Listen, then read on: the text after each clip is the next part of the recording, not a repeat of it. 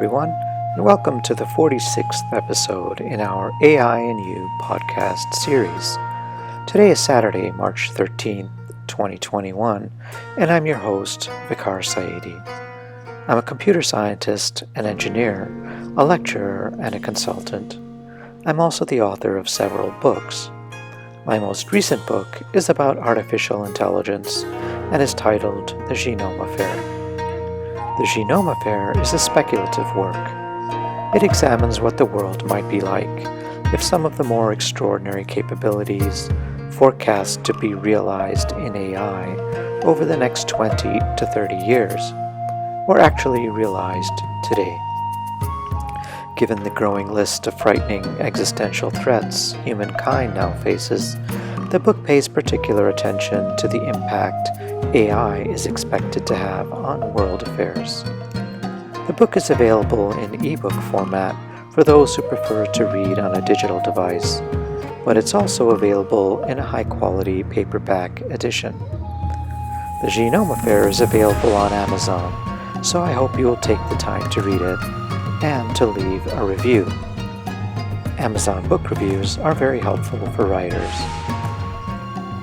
I'm very interested in how science and technology influence world affairs and the big questions facing humankind. Studying at the confluence of the great disciplines of human history, political science and thought, international affairs, science and technology offers a deep understanding and pedagogically important lessons of how advances in human endeavor have influenced and impacted civilization. I'm available to give talks on artificial intelligence and its related technologies, and on the impact AI is expected to have, or is already having, on our world. If you'd like to get in touch with me to arrange a web-based event or consulting meeting with your company or organization, you can find my contact info in the podcast notes below. Please make sure to subscribe to my channel, like this video, and share it with others if you find the content valuable. Thank you. And now, on to today's podcast. In our last podcast, episode 45, I spoke about what the future might hold as AI becomes ubiquitous in society. In today's podcast, episode 46, I'll talk about whether AI-enabled surveillance can be an important tool to contain xenophobia and other dangerous personality traits within society. Let's get started. The issue of xenophobia within society is most often discussed in a socio-political context, often without a holistic understanding of its real roots. The problem continues to be vexing in that people have tried to find solutions for millennia, but with largely limited success.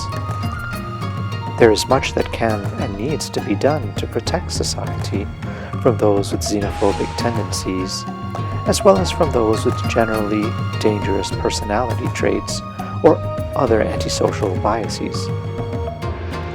Hopefully, though, once we consider xenophobia's scientific basis, its deep roots in evolutionary psychology, we may find some solutions lie in the domain of technology. Robin Dunbar, the Oxford anthropologist and evolutionary psychologist, believes that Homo sapiens can maintain an intimate network of just 5 people. This is their innermost circle. A second, concentric circle can be drawn around this innermost circle, where we can maintain relationships with about 15 close friends. A third concentric circle can be drawn around this one, with about 50 friends, and a fourth concentric circle can be drawn around this one, representing about 150 meaningful contacts. A fifth concentric circle around this one represents about 500 acquaintances, and a sixth and final concentric circle around this one represents about 1,500 people that we recognize but don't really know. Obviously, these numbers amount to statistical rounding errors when we consider the population of the world. In fact, Anyone beyond our circle of 150 meaningful contacts will likely fall outside our zone of personal safety and trust. This is what we might, in tribal terms, label as our clan. Now let's consider the issue of xenophobia, which is so firmly rooted in human psychology. When examined from the perspective of evolutionary psychology, xenophobia has been an important component of mammalian survival for nearly 200 million years. For example, if there was a rustling sound in the trees in a nearby forest, and our ancestors were not sufficiently alarmed to take cover or to assume a meaningfully defensive posture, they might soon find themselves face to face with a dangerous foe, perhaps a wild beast who saw them as a source of food. Or perhaps another hominin or another Homo sapiens from a rival band or tribe might have liked to steal food or valuable hunting tools from one of our ancestors. Without this trait of xenophobia embedded in our psychology, our ancient ancestors would soon have fallen victim in one of these dangerous situations, and so we would not be here today. Alternatively, those that did have this trait were more likely to survive, and therefore more likely to pass on this very important attribute. This process has repeated itself for tens of millions of years, and so xenophobia has become deeply rooted in our psychology within our limbic system, or mammalian brain. In fact, the phenomenon of xenophobia has long been observed in other primates as well, including the ones genetically closest to us, the bonobo chimpanzees, with whom we share about 96% of our DNA. For most of Homo sapiens' existence, we have lived in hunter-gatherer communities, organized in small bands. We kept to ourselves, while only periodically interacting with other bands that we knew. But 13,000 years before the Common Era, and following the end of the last ice age, we began to find large fields of staples such as barley and wheat growing in abundance along the Nile River Valley in Egypt and the Euphrates and Tigris River valleys in Mesopotamia. This gradual change in our environment by about 10,000 before the Common Era caused us to reconsider our way of life. Rather than roaming nomadically in search of flora and fauna, our primary concern now was to harvest and protect this large source of food and learn how we could repeat this process the next season and the one after that. This behavioral change caused us to begin forming communities and villages, and eventually towns and cities, with steadily increasing numbers of people. For the first time, humankind was interacting with so many groups of individuals whom they didn't know, a phenomenon that was contradictory to our nature and psychology that had been adapted and evolved over millennia. Now, xenophobia had become a serious problem, and we needed to find ways to contain it. It was very challenging, and this new reality gave rise to immense violence.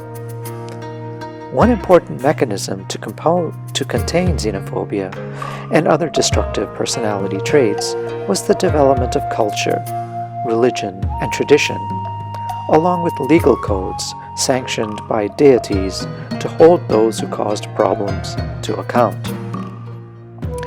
These social mechanisms enabled larger numbers of people to live and work together in communities in what could best be described as a tenuous peace.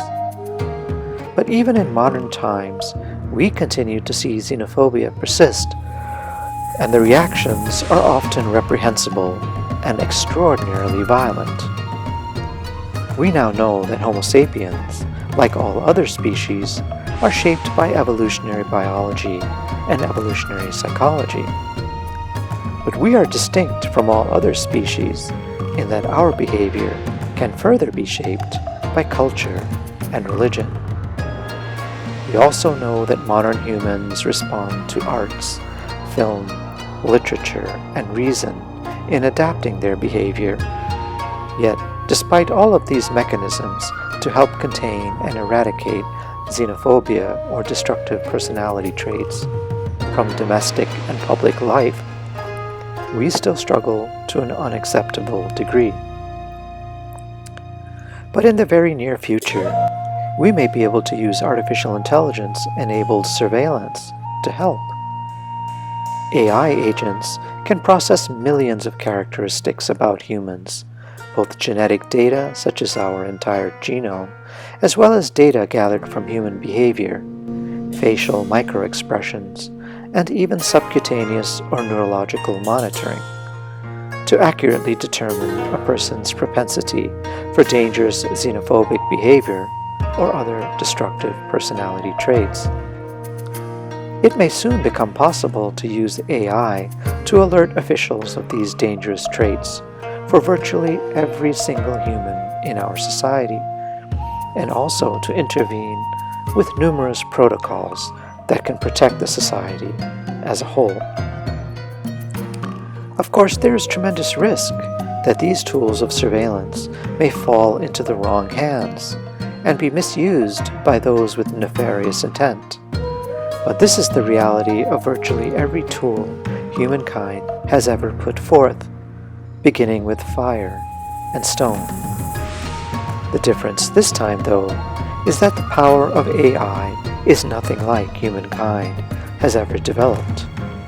It is truly an existential threat, as it increases in power along with its propensity for use. Thank you for spending some time with me. I'm trying to follow the TED Talk format, and so I'm keeping these podcasts under 20 minutes. Let me know what you think. I hope you'll find these insights into artificial intelligence helpful, and I hope you'll read my new book, The Genome Affair. It's on Amazon. Until next time then, this has been the AI and You podcast with author Vicar Saidi.